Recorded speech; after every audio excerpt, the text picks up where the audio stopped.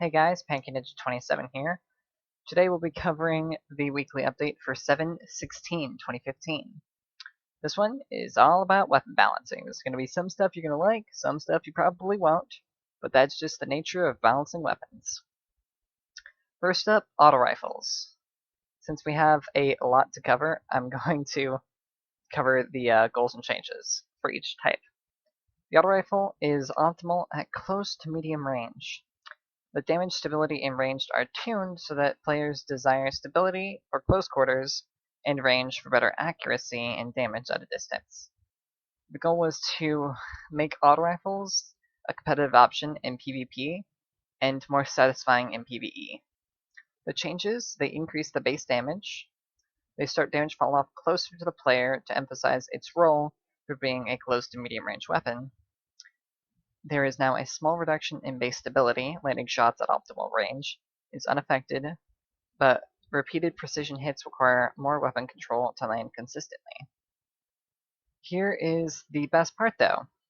In PvE, there is a loud sound on my computer. Okay. As I was trying to say, in PvE, we have a 10% damage buff. So that's good news. For pulse rifles, the pulse rifle is optimal at medium range, but can still effectively engage at close or medium-long range. The rate of fire sets a pace for players to track moving targets and then deliver precision damage in bursts. Pulse rifles should feel strong in PvP, but don't become the only competitive option. And additionally, they wanted to increase the PvE efficiency. They reduce base damage of the medium rate of fire type by 2.5%. In PvP, this becomes a 2 to 3 burst if all precision hits, depending on victim's armor stat. The armor stat seems to be heavily favored in a lot of this, which is very interesting. Small reduction in base stability, burst should still land all shots at... Okay, shut up, computer. Wow, that was annoying. Okay. So yes, and they increase the mag size for all inventory stats. That phrase is used often and it's confusing. Scout rifles.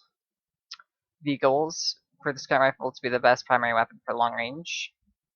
And it should perform best when landing precision shots. And the rate of fire and optics should be tuned so that they're harder to use at close range. The base damage for the medium to high rate of fire scout rifles was increased. In PvP, this does not affect the time to kill.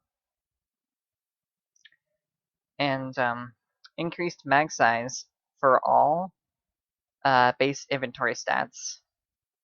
Reduced final accuracy when firing from the hip. Fast firing when not aimed down sights is less accurate. And PvE damage buff by 5%. Hand cannons.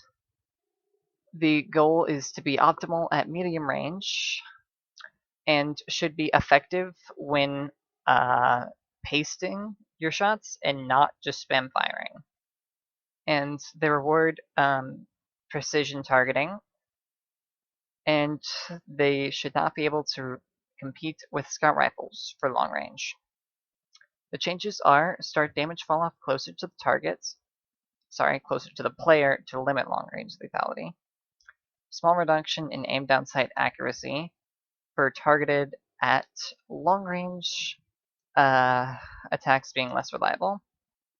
Reduced final accuracy when firing from the hip. Fast firing from the hip is less reliable. Reduced mag size for all base inventory stats.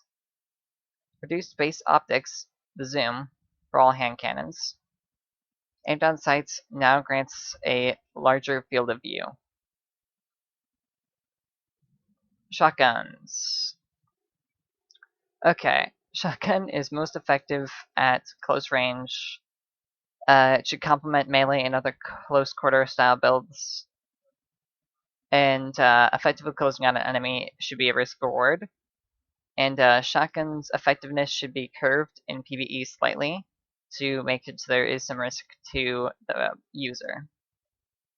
Shotgun perks that enhance lethality at range should be less effective when combined with high initial stat. Reduced shot package accuracy buff by 30%. Rangefinder adds a 5% base range increase, as opposed to the 20%, which was the old. Reduced precision damage multiplier on shotguns by 10%. And PvE damage nerf by 10%. Fusion rifles.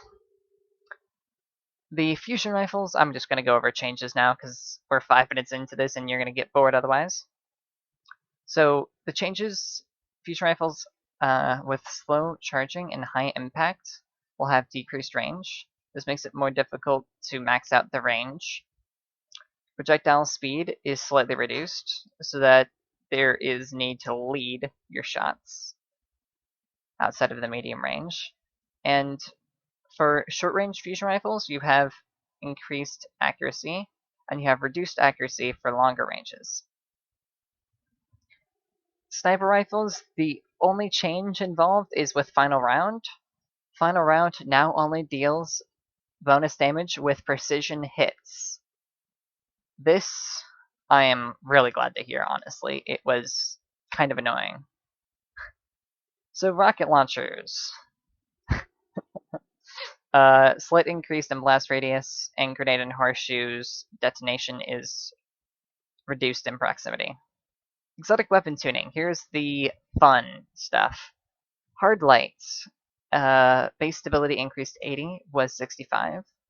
The projectiles can now bounce across more surfaces, and the projectiles that hard light shoots are immune to damage fall off. They will deal the maximum amount of damage no matter how far you shoot it. This is going to be a lot of fun. I know my friend who loves Hardline is going to be really happy about that. Necrochasm. Let's see here. The changes, the base stability is increased to 60 from 40. Increased mag size.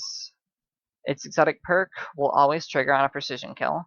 And the explosion radius has been increased. The last word.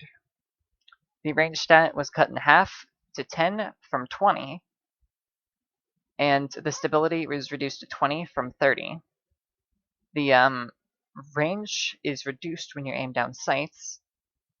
And the accuracy and precision damage aim assist scale when you're firing from the hip.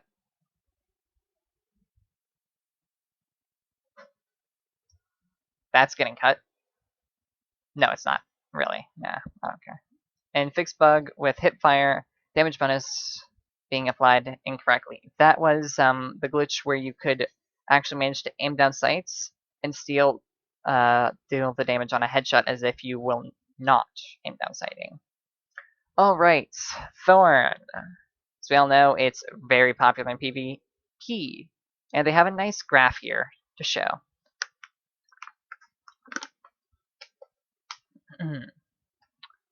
So, the changes is they reduce the damage of Thorn's Mark of the Devourer DOT in a third of what it was. But they allowed the DOT to stack up to 5 times across multiple projectiles. So you can have you can literally have 5 times Mark of the Devourer. So really, this is actually better, but you can't just bang 2-shot kill someone if you shoot him in the head twice in PvP. That's not going to happen. But for PvE, this is a lot better because you can just keep shooting them and you're not wasting your DOT. You're actually making it better. Before, if you wanted to take total effect of the damage, you had to wait for the DOT to stop, then shoot your next shot, so you're dealing the maximum amount of damage. And Hawkmoon, one of my personal favorite weapons, and I love it dearly.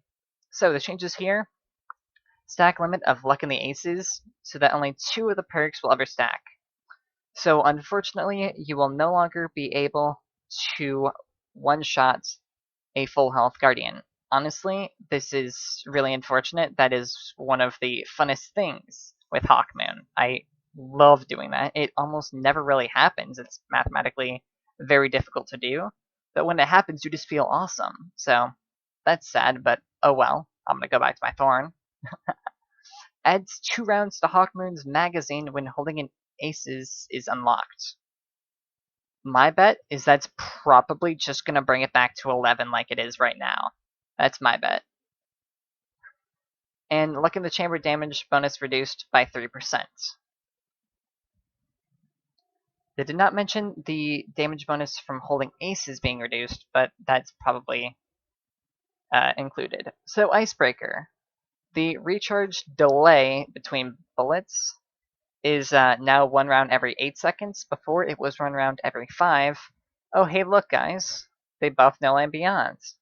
Increased weapon handling speed for faster aim, readiness, and stow times. So basically aiming and switching weapons.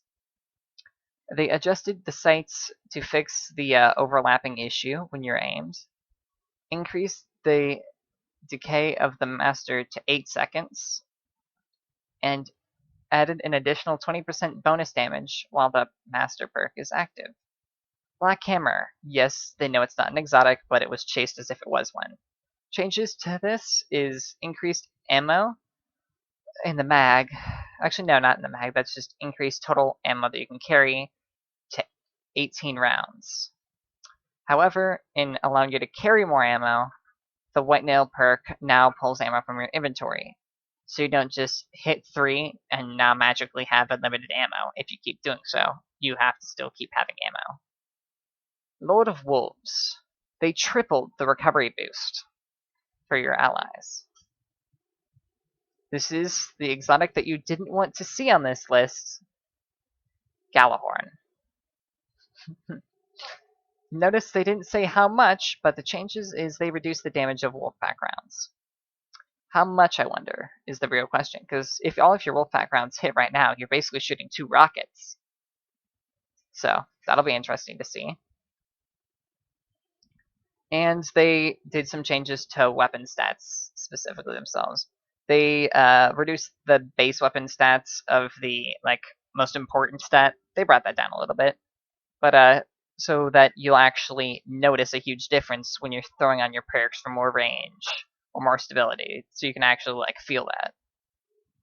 And they as well stat perk tuning.